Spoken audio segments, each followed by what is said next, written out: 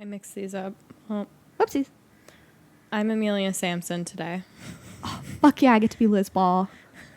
Come to Mama Gatsby.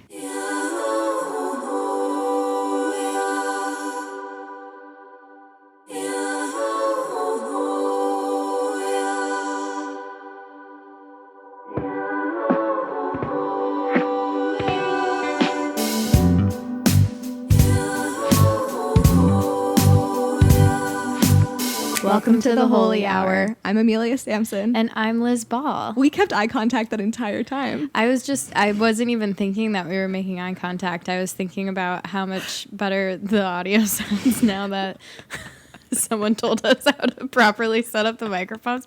And we don't need to be super close anymore. Can you still hear me back here? Yeah. It sounds really good. I'm excited to hear if we can pick up Grandpa. You should talk about the email that we got. Yeah, it was so someone emailed us. They sent us pictures with it and everything too. They were like, I think I figured out like why you can hear your cat so clearly in like the videos and in the podcast, and it's because I had been setting up the mics wrong. And they were like, I think this is the microphone you have, and we do. And then they like sent me pictures of how it should be set up and like where the pop screen should be. And I was like, I don't know why I ever thought something different.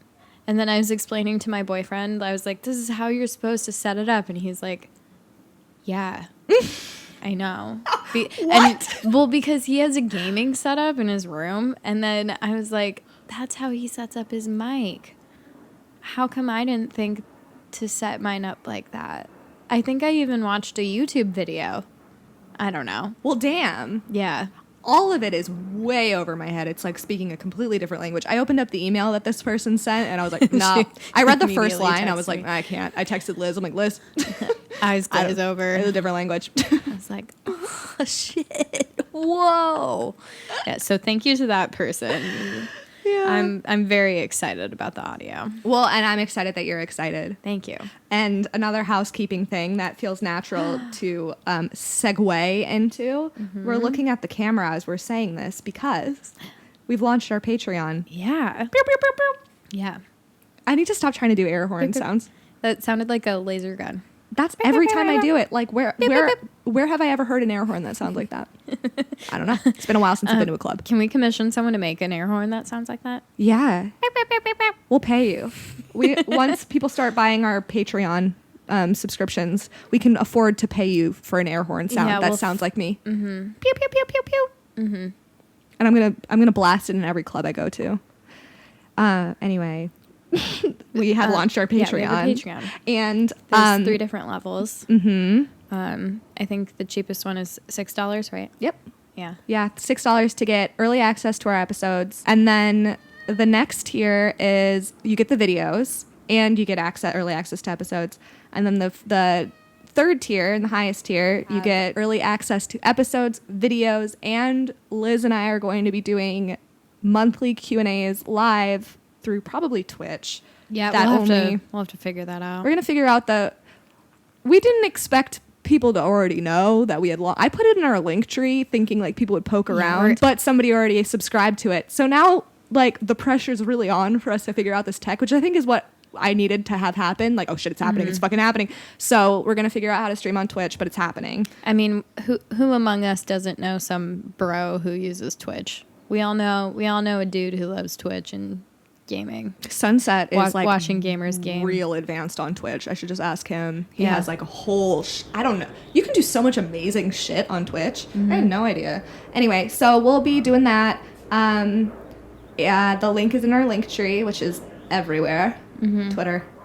It's just linktree/the Holy Hour. So something that I've been thinking about a lot lately is, because I was like, I don't know if I want to talk about this, but I'm like, I should talk about this because other people might be able to relate to it, and it would be dishonest if I didn't.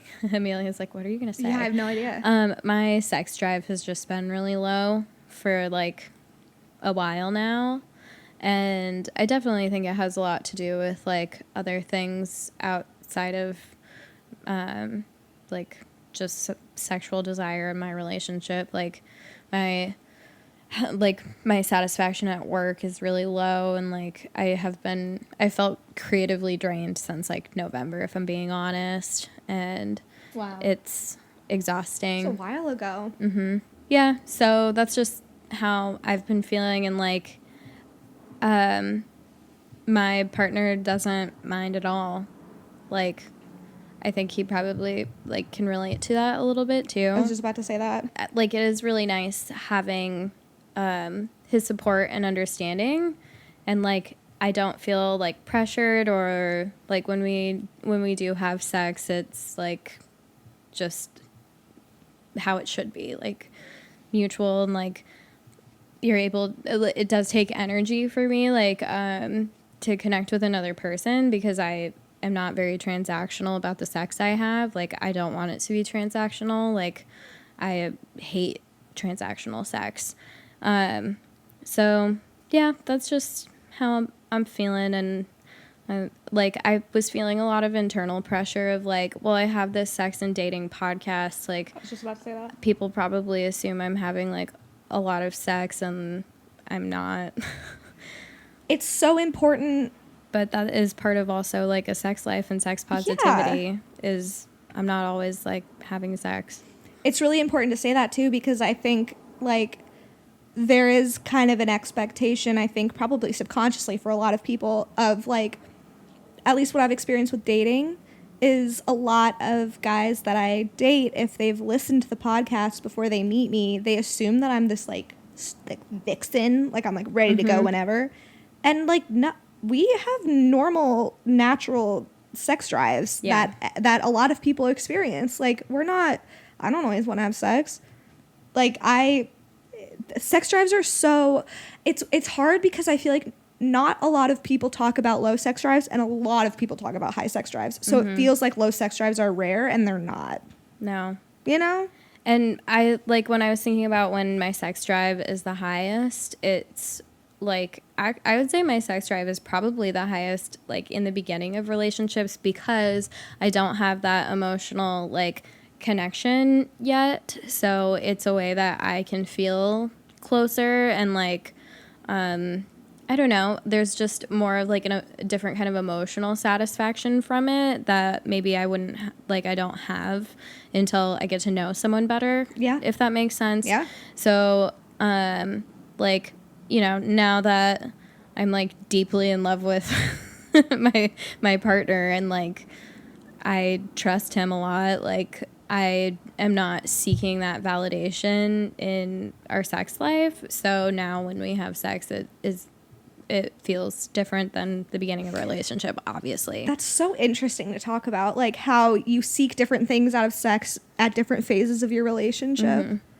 I've never really thought of that. Like, now it's just fun playtime. Yeah. And, yeah. That's interesting. Yeah. I don't think enough people talk about that. Like, because really when you first start dating someone, it's like, you're like, I want to fucking jump your bones all the time, and I want to like impress you. Yeah, and you do want to impress them, and also I don't feel like you want to impress them in a performative way. It's more of just like, I don't know, you like them and you're excited about them. Yeah, and you want to give off a good impression, and then like as you get further on in the relationship, it's like that changes. It starts to be like more of like a moment of connection, and like just something that you can like experience together. It becomes. I think not for everybody, obviously, not everybody has the same experience with sex, but like it becomes more of like an equal kind of playing field rather than like you're peacocking, because we're animals at the end of the day, and like we seek sex for different reasons. What is it? Us and dolphins are the only two animals that have sex for fun, but really at the core of it is like a lot of like biological shit. And so it's interesting to look at it from the perspective of like it shifts over time. We're looking for different things out of sex as our relationship goes along. And it'd be interesting to talk to different genders of how different genders experience that, because I'm sure it's similar, but it might not be. I don't know. I can only speak from like a female experience. Yeah. You know? Yeah. That's interesting. I'm glad that you feel like you can talk. Not even feel like, I'm glad that you can talk to your boyfriend about it, because that removes a lot of the pressure of... Because it's not even like I was feeling pressured from him. I was feeling pressured from the podcast.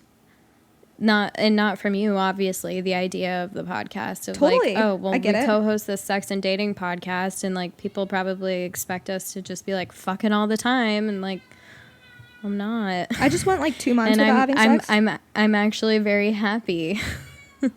Yeah, that's interesting though. I have experienced the podcast contributes so much to my life, but we're having such a unique experience with it. That, like, we're not talking about like movies we've watched, or like we aren't talking about something that's like not a part of us. Like, we're talking about something that's like very, very personal, and so it introduces new things into our lives that I don't think that we expected to happen, like expecting something from ourselves for our sex drive, like expecting different, like we have to be perfect all the time because we're like thought leaders in this space, which like I feel like an amateur always. Me too. And like I think that there's something really valuable about having a sex podcast and not being a professional, because a lot of people that are experiencing these things aren't professionals. So like, and then you just feel like alone in your experience and confused. So Yeah, I mean, not. also, I mean, part of this podcast is talking about different, like something holistically. Yeah. That makes sense. Yeah, totally. But And I'm so glad that I get to do this with you too, Me because we've too. talked about this a lot too, like not having to go about this alone. There's a lot of things that I don't think that I could My handle God. if I was doing it alone. No, me either. Well, and I mean, and that's like, I think that was the best reminder, is knowing that I'm not doing it alone. Yeah. And when I was talking to my therapist last week, I was like, I mean, and maybe like I'm just less relatable because I'm in a relationship, and like I'm okay with that because like I'm really happy in my relationship. And she was like, I mean, I don't even think that, because if you both were going through the same things at the same time, it wouldn't be like interesting. Yeah. And I was like, that's such a good point. I mean, when you first got in a relationship, a few people were like, "Uh-oh, what does Even that I mean?" was like, but my first thought was like, what an interesting perspective to have, because really, you and I think about things very differently, but we really think about things basically the same. We like get to the same place. yes, we get the same answer, but we have our math's different. Yeah. We show our work differently. So to have it now be where you and I think so similarly about things and so differently about things, and we both got to like a different place with it, is a really interesting perspective to have. Mm-hmm. So I was like, from the jump, I was like, no, this is kind of great. Like, you're happy, and we have this like new fresh perspective. Mm-hmm. Well, and like that's the goal of dating, is to like be in a relationship, you know? Mm-hmm. Yeah. And like For from there for to a lot of like people. for it to work. Yeah. And figure that out. So I think people are constantly trying to figure out relationships. You and I started this podcast at a really unique time, because we were both like fresh out of a relationship, figuring it out. And like, I don't really want to listen to people that have it figured out. I'm sure that that's an interesting topic for a lot of people. But that's not something that I would want to listen to, because I can't relate to it. So like, I know that like a lot of people listen to the podcast and they're like, I'm also very lost and I don't know what the fuck I'm doing, and it makes me feel better to know that like you also don't know what the fuck you're doing. No, never. Nobody I don't ever know if knows I'll what they're ever know doing. what the fuck I'm doing. I'll never feel like an adult. I'll never feel like I have it together. So anyway, I think that that's really useful for you to point out that like we have this thing and you still experience things that I'm sure a lot of people that listen are like, I haven't really felt like having sex lately. What's wrong with me? Nothing. Nothing's There's wrong. a lot of... Well, and then something else in your life could just not be where you want it to be. Mm-hmm. And I think that was another thing for me too, is just like, hold on. When I get too slouchy, my back hurts. Another thing for me is just like a lot of different areas of my life, I'm just like not feeling super confident. So that takes its toll. And it helps to have like a partner who understands. And I think it is hard when people when they have their sex drives aren't the same. Yeah. And I mean, like, the best thing my partner could do for me is just be empathetic. Yeah. Towards That's such how a I'm beautiful feeling. thing. Having somebody that understands you makes me want to cry. And it's so rare. Because, like, for somebody I think that there's a saying. It's like, to be known, to be recognized is beautiful, to be understood is profound. It's like there's something so special about feeling like somebody understands you.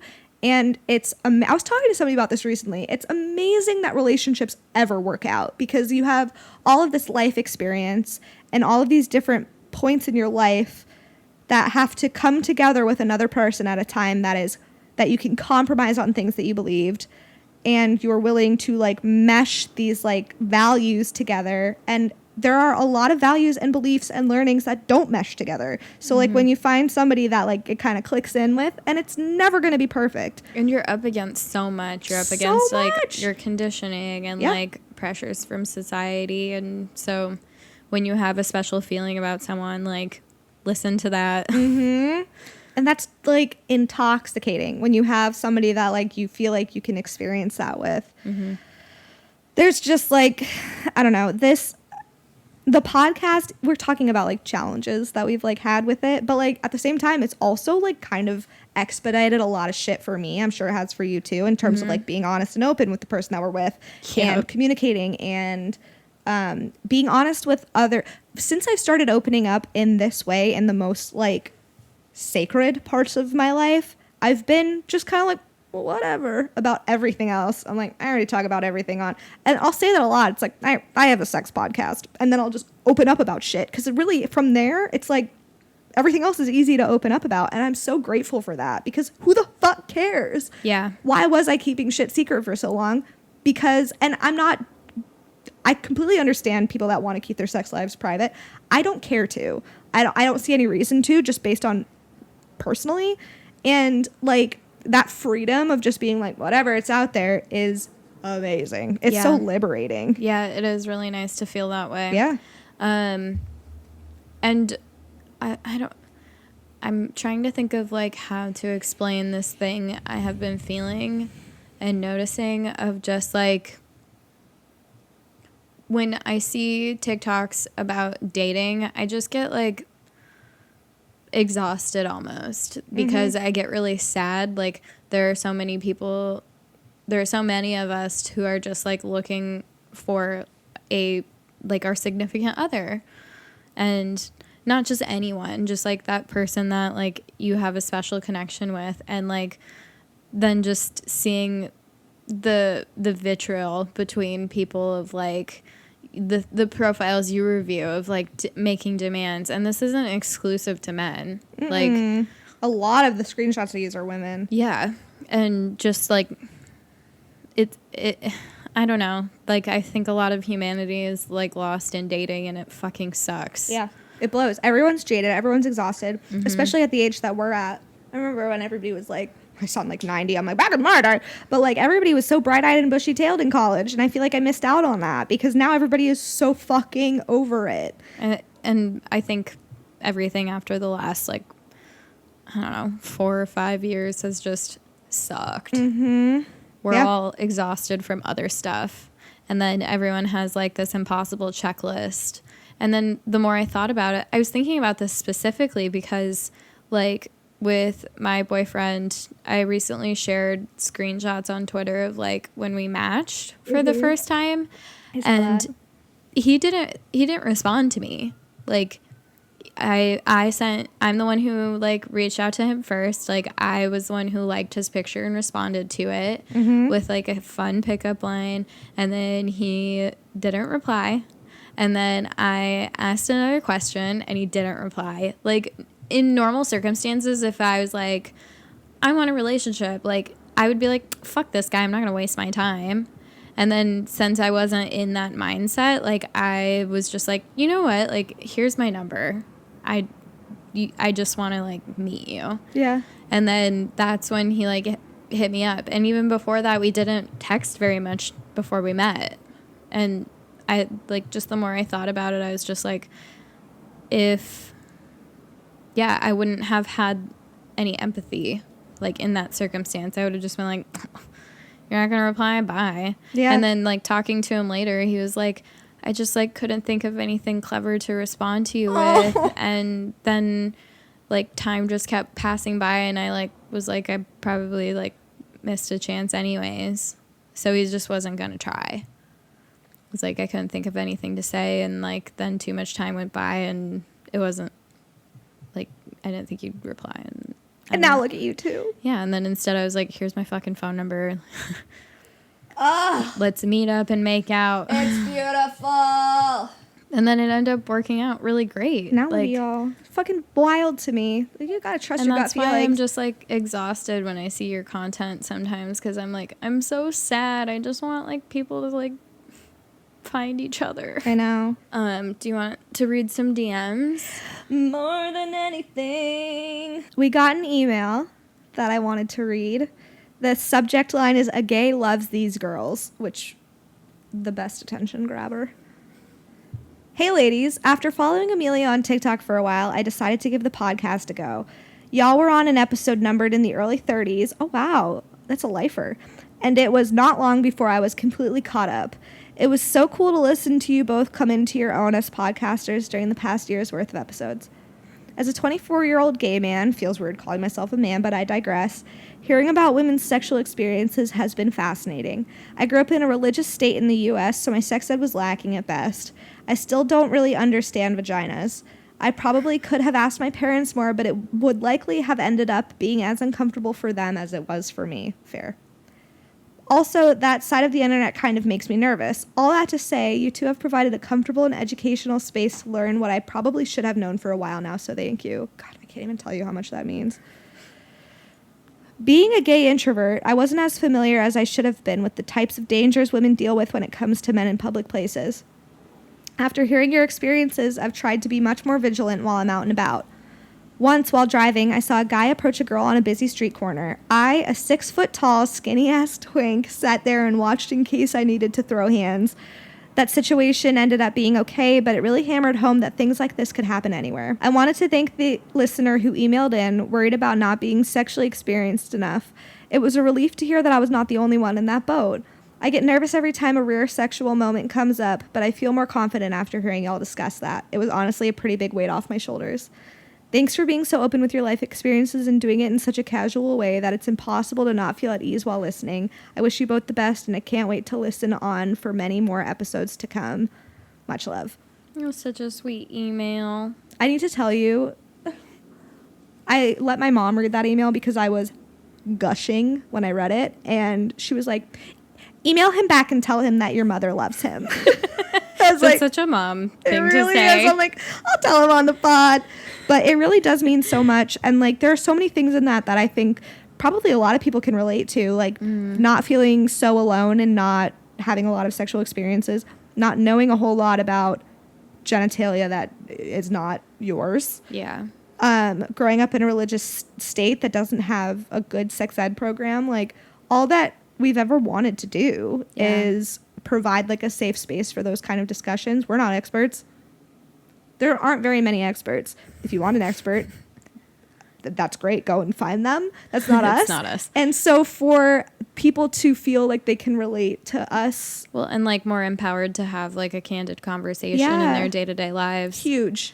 And the thing I also really appreciate is just like trying to be more like conscious of your surroundings to like make sure people are okay. Yes. In like maybe something you weren't aware of before. And huge. That, you know, like that's all you can ask for. I think that means a lot. Yeah. And I'm sure that woman appreciated you hanging out to make sure she was okay. Absolutely. So I have an interesting one for you. For me? Or well, for both of us. Okay. It says, "Hi, Amelia and Liz. I have a topic to discuss that I thought you might find interesting. Ooh. I recently started seeing a guy and things are going well. We get along great and have some awesome physical chemistry. Coincidentally, I had just listened to the BDSM episode the first night we became intimate. I'm using that phrase for lack of a better way to describe what followed. And I was pleasantly surprised to find that he has real dom energy and classic BDE. Yes! He is very gentlemanly and caring outside of the bedroom, so when I saw another side of him, aside to him, it was an extra turn on. We have now been seeing each other for about a month, and every time we've been in bed together, he is insistent on only pleasing me. We have not had sex, and he will say things like, not tonight, if I try to reciprocate. So I'm getting off multiple times by him, and he seems to just enjoy that. Have I hit the jackpot? I'm just perplexed because I've never known a guy to hold back so much. It raises a lot of questions. Oh, interesting. Are there guys out there who just like to take things slow and enjoy the build-up / anticipation? How is he able and willing to hold back when I can tell he's also turned on? I've made several attempts to take things further, but he subtly turns down my advances. My friends asked if I thought he had any issues, and no, I can tell he is hard. I know the right answer is to communicate about this, but yep, she knows. But also I am not complaining. I've just never encountered anything like this, and I look forward to seeing how it unfolds. Just curious if anyone else has had an experience like this, because I feel it's rare and therefore I'm confused. Your podcast has helped build my confidence, and I look forward to hearing it every week. Oh my you guys God. are awesome. Thanks for reading. It was really sweet and also like very interesting. I have thoughts. First of all, you already said it. Communicate. Yeah. I understand how hard that is, though. That's not easy, but communicate. But now that we got that out of the way, I have been seeing a guy, Squints. Big fan. He is very open about how much it turns him on to turn me on. And I think when we hear guys say that, it's like, okay, like, sure, you just like, that's what I want to hear and you're saying it. But I get super turned on turning on a guy. Yeah. What's interesting about this is not wanting it reciprocated eventually. Like, it sounds like, and correct me if you interpreted this differently, but like, it's just him pleasing her. Yeah? Yeah. That's it. Yeah. From period. Which is interesting. I've never experienced that. I have watched some porn that is like amateur, like homemade porn. And it's just the guy pleasing the girl. And so maybe that is just something that he like keeps for his like spank bank in his mind. But I don't know. I mean, at this point, because I'm not sure how long ago this person sent us this. Let me look. Oh, it might be an old one.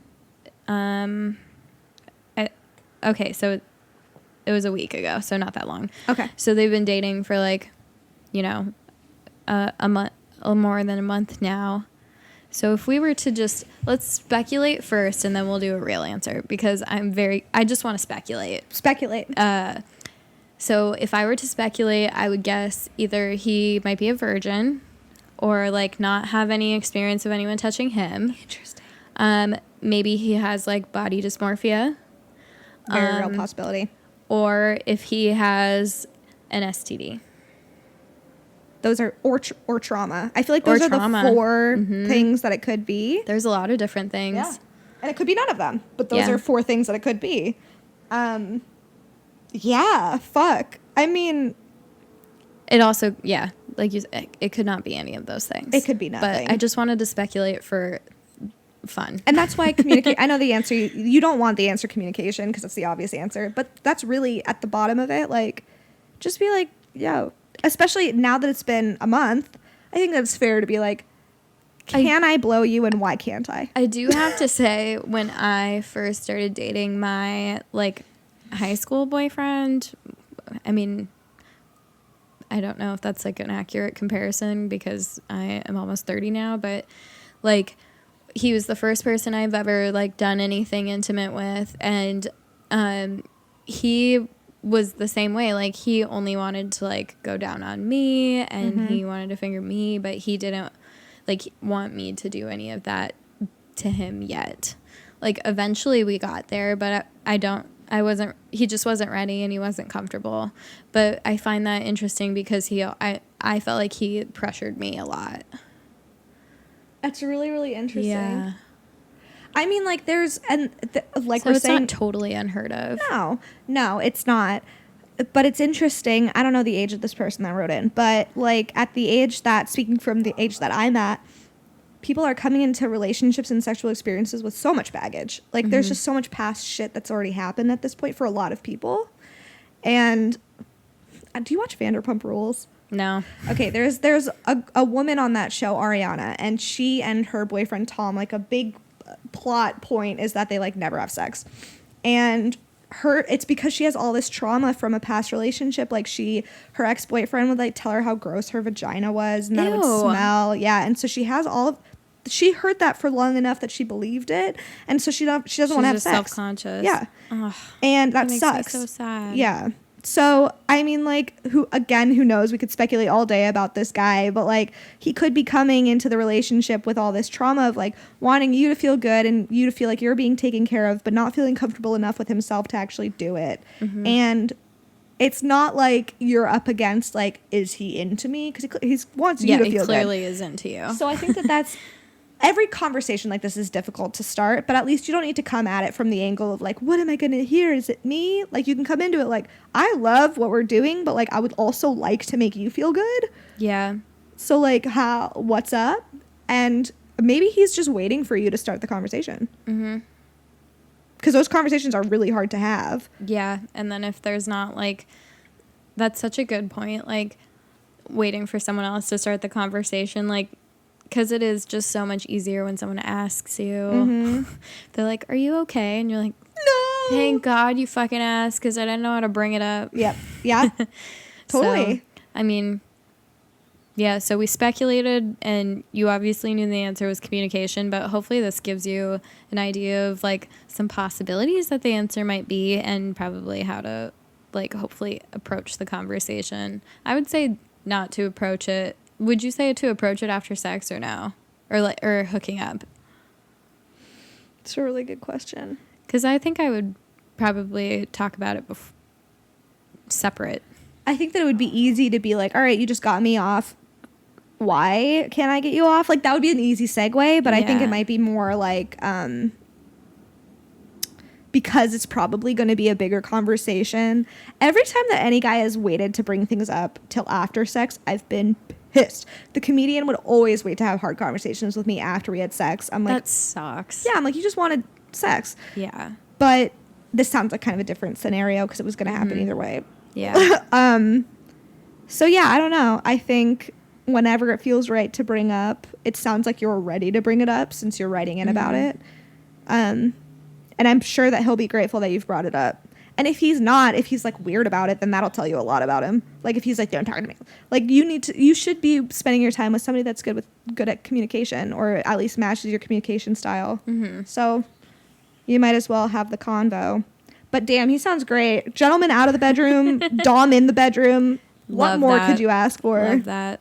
Well, and like to also like know that you're also a priority. Like, you know that he's not hooking up with you to satisfy himself, which I always hated feeling like that of like, yes, you just want to have sex because it's using me to masturbate, essentially. Mm-hmm. Like, there's not any connection here, and like, I could be anybody. Yeah. I could be your hand. It's an awful feeling. Yeah, it sucks. So I think that's like a really like reassuring feeling. Mm-hmm. Like, oh, I'm not just being used right now. Like, this person actually cares about my pleasure and me as a person. It's huge. I'm trying to think of like how I would approach it. Maybe I'm not like, I am eloquent sometimes, but I prefer to just be straightforward. Just like, yeah, I don't really know how to like bring this up, but I noticed that when we're hooking up, I don't reciprocate, like, or you won't let me reciprocate, and I just want to check in and make sure like you still feel like satisfied and happy, and also like I would like to know why, just because I'm curious. But yeah, and like I mean I'll caveat what I'm about to say with, as long as you do your best and you aren't intentionally hurting anyone, how the other person feels is their responsibility. But if you come into a conversation creating like a safe space, like, completely fine with this setup, completely fine with whatever you want to do, but I would like to have a discussion about this. Mm-hmm. The person is much more likely to like open up and be comfortable talking to you about it, rather than like, what's up with this, which is I'm not saying you're gonna do, but like I think that creating that ground of just like, hey, this is a safe space and I feel like we should talk about this. If somebody came to me with that energy, I'd be like, oh, thank God. I don't feel good about my vagina. Like, they could be anything, and they could be so scared to bring it up. And when you create like a bubble to have a conversation about it, it's all up from there. Well, and like a larger scale example of making a bubble like that is like my relationship.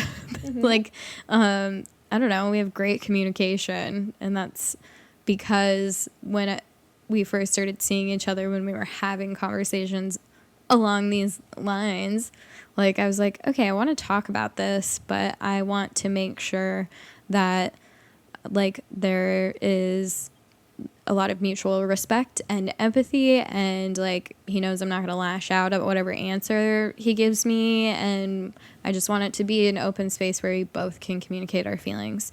And like when you continue to practice that, it feels so nice, because then you can do it everywhere. You can do it in any relationship that you have. And it's like, and when you feel confident, like being able to confront potential conflict in your relationship without being afraid of like what the outcome's going to be, it just makes life so much easier. Yeah, totally. So I don't know, practice. This is advice for anyone. Like practice like creating a bubble like that really early on. Yeah. And like, even if you're in a relationship that you haven't established that early on, like start now. This is a good example, because this is one of those things that it's like a perfect example of like what just talking and getting to the root of it could do. I started doing that with my ex before we broke up, and like I almost feel like that's what like kind of triggered our breakup, is like I wasn't giving him a fight anymore. I was just like, I don't want to fight. Like when we fought, it felt like I was performing for him. I know I've talked about this a little bit before, but it's like he expected me to fight with him, so I just did, because it felt like that was like the role he wanted me to play. And then it just was really bizarre when I finally was like in therapy, and I was like, I never really like, I felt like I was joking when I was fighting. Interesting. So yeah, if they just want to fight, they're gonna make it pretty obvious to you. It's toxic as That's fuck. a good red flag. He's got his own attachment wounds that are no longer my issue to deal with, so I'll punch him right in the face. Wait, also I want to say to our follower, her name's Katie. She DM'd us. I feel honored to be your 1,000th follower. I love you. Yay! We love you too, and thank you, 1,000th follower. You. Wow, that's a moment. I know. Maybe I'll like take a screenshot and print it out. Yes. Frame it. Put it in a shadow box. Yeah, we're remembering you forever, Katie. So this person says, so I'm 30 and I'm in the world of online dating, but I think I've hit a wall. I'm genuinely looking to go on some dates and see where things go, whether it be casual dating or turn into a relationship. But I can't seem to get the actual date part. These guys and I will start talking, even go to exchanging numbers, but something always happens, whether I don't text back and they text me 4 or 5 times before I answer, and that seems needy to me. Or something seemingly innocuous pops up, whether it's the way he's talking. I can't even think of specific examples, and I'm immediately turned off and never get to the date. Is this a me problem? Am I being too picky, or am I doing the right thing, going with my gut and bailing on these guys? I have so many thoughts about this because I'm going through it too. I'll say what I always say. It's either a lesson or a blessing. The other thing. Trust your gut. Gut feelings are guardian angels. Oh, gut feelings are guardian angels. It's been a while. I've been only saying the other one. I mean, sometimes it can be really hard to listen to your gut. Like for me, I would always get fear in my gut confused. And when you have fear in your ear harassing you, you can be confused and be like, well, like, do I have these alarm bells going off because I'm afraid of getting hurt, or because like this is actually dangerous or something? That's the thing. It really depends on like the phase of your life you're in terms of dating. For a while I was like, okay, am I just like making excuses for like all of this bad or behavior that I'm seeing as bad that is relatively innocuous, like this person saying, or am I actually picking up on things that I don't want or that are red flags? And I've realized after a lot of time and thought, and this is different from person to person, it's really tough to give advice for something like this because you might just not be ready for a relationship and like you're subconsciously making excuses for the people that are presenting themselves to you. Mm-hmm. Or what I've been noticing is there are not, this goes back to what I was saying before, like the fact that relationships ever work out is amazing. And there will be more people that are incompatible with you than there are people that are compatible with you. Yeah. And so if you're picking up on like a behavior that seems relatively innocuous, I would look at what that is. Like what is it about it that is unattractive to you? Is it like a personality structure thing? Is it like a sense of humor thing? Is it like a, you know, like I can think of, I went on a date with a guy that was like really lame, but I was like making excuses for him. And then he said that he was a libertarian. And I was like, nope. And at the end of the day, I need a liberal man. Yeah. But I was using the libertarian fact as the main thing. But overall, you're like, just wasn't great. I was never getting. If I get a good read from a guy and I'm really excited about them, and then they say something stupid, I'm 9 times out of 10, I'm not going to be like, nope, that's not it. A lot of the time when I'm like, nope, that's not it, I've already kind of been unsure about them. Mm-hmm. So I would. You're looking for a deal breaker? Yeah. I would pay attention to that. Well, and then thinking about this too, like if it seems innocuous, I have a problem with the word picky because I don't really feel like most people are pretty fucking normal. Like, yeah, you're looking for a connection. You're not really looking for like, oh, is he like tall and does he pay for things and blah, blah, blah. Like those are all like, I feel like nice to have things that you want because you just want to be respected. Yes. And you want to be attracted to someone. But at the end of the day, there is just like this intangible, indescribable connection that you have with someone. And that's what like she said, like your gut instinct. Yeah. And I think a good point you make is just like maybe right now is not the time to date. Mm-hmm. Like maybe this is just like the universe telling you that you need to focus on something else. Yeah. And we can't make that decision for you either. No. But and it's hard when you're dating when you're 30 because you just feel all of these pressures of like, oh, all of my friends are married or having kids and this is what is expected from me because we've treated women like they expire at age 30 even though I have the best skin and body and everything that I've ever had. Mm-hmm. Yeah. And I probably will still look great for another 10 years or 15 years, whatever. The idea of 30 is changing. We're still treating it like it's the end of our lifetime. I know. It's so, and I mean, like, women are just trying to, like, make their way out of that expectation. It's sad. It's annoying as fuck. Yeah. But, I mean, there's definitely nothing wrong with, like, taking a break from dating, because especially if you feel like you've hit a wall. And you're just like, I can't fucking do this. Like, take a break. Yeah, take a break. There's no harm in taking a break. But also, like, if you're thinking, like, have I hit a wall? The odds are, like, maybe not. I think you'll know when you hit a wall. Yeah. For a while, I hit a wall. I took a draining. month off, and I felt better. I came back, and I was like, all right, I'm ready to go again. Mm-hmm. There's nothing wrong with taking a break from it. It's very exhausting. These dating apps fucking blow. But... And we've talked about choice fatigue before. Yes. Of just like, yeah, there could be like one thing and you're like, ugh, God. Yes. Yeah. And I relate to like not wanting to text very much before I meet someone. Like, because someone can be great in texting. There have been so many instances where I've been so excited about a guy over text and then I meet them and then... I'm like, oh my God, you're such a dud. I was concerned about that with Squints because I had been worn down so much by so many guys that I was like, okay, they're great over text, and then they do not say a word in person. But he's like you, like, just really conversational. Yeah. He's a cutie. He is cute. I think that being able to look at situations like this deeper and not... It's never, and I'm not saying that this person is saying this, it's never just a surface level thing. It's never like, am I jaded? It's like there's, I think, a lot to dig into. Like, what have you been looking past in the past that maybe you should be paying closer attention to now and your subconscious knows? And so it's picking up on these red flags. Mm-hmm. Is it that I'm jaded?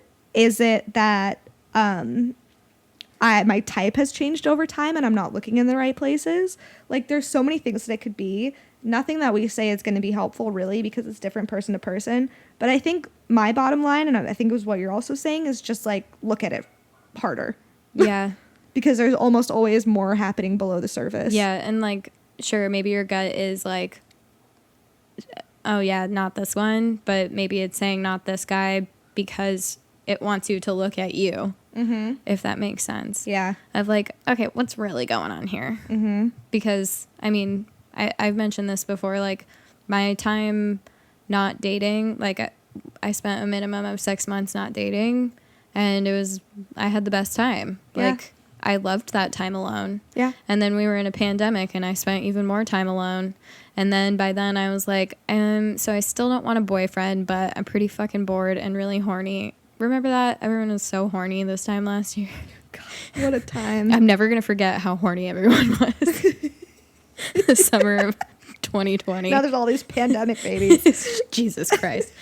But I was one of them. So I was like, you know what? I want to have a good time because I have just like been in relationships for way too long. So I'm just want to date and have fun and meet people, and that's what I did. And then my boyfriend tricked me. But swindled again. Yes, God fucking damn it. But I think that's also why it ended up working out, is because it was a choice. Yeah. It wasn't because I was like, I need to be with someone. It's just like, it's a dangerous place to get in. Yeah. And who among us hasn't been there? I can honestly say I haven't, because I was so anti-relationship. Where you were like, I need to get someone. So long. Someone. Yeah. And then I met my ex, and then we were together for 8 years. Actually, that's it. You've done a really good job. You have done a really good job of like, I need to find someone.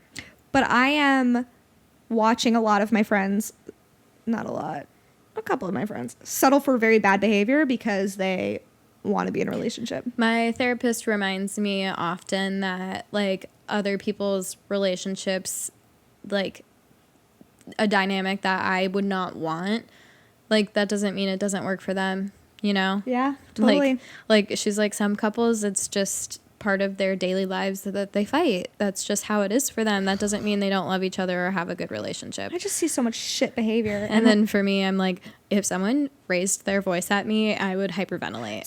Same. No. But I like watch a lot of, again, not a lot, a couple of my friends like be in situations that are so obviously problematic, and they can recognize that it's so obviously problematic, and they excuse it away.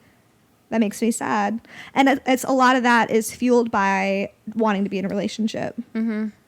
That sucks. Yeah, I put up with a lot of bullshit. Me too. So much bullshit. Anna and I were texting about it this morning. She was like, I cannot believe with how much you have like dealt with. And I was like, yep, I spent a lot of time working on it in therapy. Yeah. Yeah. And I mean, like, I've never been in the space of like, I want to be in a relationship, but I was excusing bad behavior with my ex for a very long time because I wanted to be with him specifically. Mm-hmm. And that's fucked up and toxic. I have just like a fun question for you. Yeah. Do you think you're a villain in anyone's life? That's a really good question. I was thinking about the villain in my life, which is obviously Shoe Man. And I guarantee I'm the villain in my life, in my ex's life. Totally. Really? 100%. Done nothing wrong. What do you think makes you the villain? It makes him probably feel better about his shitty behavior to excuse how I am. And I think that he's probably convinced himself that I am the villain. And he did a really good job of making me feel like the villain for just being confused and lost. And I never treated him poorly, but I was lost and confused. And because you were in your early/mid 20s and you're like, do I want to marry this person that I've been with for this long, or do I want to have experiences in like different experiences in my life? Exactly. He and not even just with him, just in general. Who are you supposed to know who you are if you're never alone? You're never alone. We were together since I was 18. Like I only knew myself as an adult that was with him. Mm-hmm. And he didn't have that experience. He had hooked up with a bunch of people while we were together. Yeah, he cheated on you. Yeah. And like when we took breaks and we were not going to see other people, he was sleeping with other people and I wasn't. And so like he got to get that experience of seeing other people, and but he figured out a way, because he was very, very good to me toward the end of the relationship, and I was very lost. And I think that was the perfect foot for him to leave off on,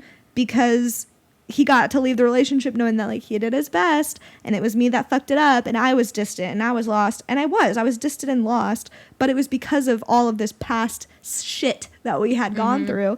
So all that to say, I know for a fact that the easiest way for him to deal with the breakup was to villainize me. Yeah.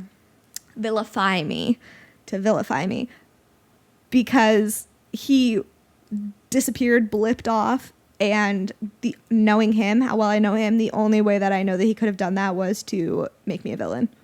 Period. And that's fine. If he needed to do that, that's fine. I lost some sleep over it for a bit, but I'm fine now. I'm also ordering Thai food right now. Oh. I'm really hyped. I can smell someone's like making something that smells so good. That's what made me. Like, I was like, I'm pulling up like DoorDash. Chicken fingers. I think I might order myself crab delight. Ooh, do it. Okay. I don't think I am the villain in anyone's life. Besides, maybe Shoe Man. But Do you think? I think that he wants to live on his high horse of like, yep, I moved on, but I don't really think that I'm a villain in his life. I'm sure I'm the villain in someone's life. I just don't know who. Yeah. That's fair. I mean, like, there's a lot of people, like, all through college, people would be villains in my life, and they probably, like, didn't know that I existed. So it's always interesting to think about. We're ready for our sex fact of the week. Sex fact of the week. This is our last one of this fun article. I've been using this 11 sex facts from Glamour magazine, and it has been delightful. Served us at least 11 episodes. At least 11 episodes. Well, we would do 2 per episode. Mm-hmm. This is the last one. The most... It's kind of... No, it's not funny. It's kind of fucked up. The most common cause of penile rupture is vigorous masturbation. What's penile rupture? Well, let's look it up. It sounds like... That sounds just like ejaculation. But I know it's not. Yeah. A penile rupture is... Okay. Vigorous masturbation. This is what Mayo Clinic says about penile rupture. Mm-hmm. Oh, it's fracture. Oh, the most common way you can fracture your dick is from masturbating too hard? Yes. During an erection, the penis is engorged with blood that fills 2 cylinders, corpora cavernosa. If an engorged penis is bent suddenly or forcefully, the trauma can rupture the outer lining of one of the 2 cylinders. This can result in a penis fracture. I don't have a penis, but my penis hurts. My penis hurts too, and I also don't have a penis. Wow. There was an episode of Grey's Anatomy where 2 people were, it was Mick Steamy and Meredith Grey's sister were having sex, and she broke his penis. And I didn't know that could happen, but I hadn't heard about it for years. In a cast? I actually don't know. I feel like it's probably like how like a tailbone rupture is. You just kind of have to like wait it out. But I know somebody that got their pee-pee broke. Mm-hmm. And it is crooked. It's crooked now. Permanently? Yeah. Huh. It's very interesting. I'm just remembering a time where I had sex with someone with a crooked penis. He might have had a penile rupture. Yeah. It was shaped like a hook. Maybe he masturbated too hard. I would not be surprised if either of those things happened. Okay. Thank you for listening. Yeah. Yeah, it's time. Today's flown by. Yeah, it has flown by. We love you. At the Holy Hour on Twitter, TikTok, Instagram, hoelyhourpodcast@gmail.com. Email us. Subscribe to our Patreon if you would like. Subscribe to our Patreon. We would love if you did. Make sure that it's the right picture. There's another podcast that has a similar name, and they have better SEO. So make sure you go through our link tree. They're also called the Holy Hour, but it's probably for Jesus stuff. It's actually spelled holy. Yeah. So make sure that you're subscribing to the right one. Our picture's on it. Mm-hmm. And we love you. Our children. Our children. We're going to sing. Do you want to? I would like to. Okay. We love you. Our children. Are we doing it? We're harmonizing. Children. It sounds kind of like Mr. Rogers. Do you want to be my neighbor?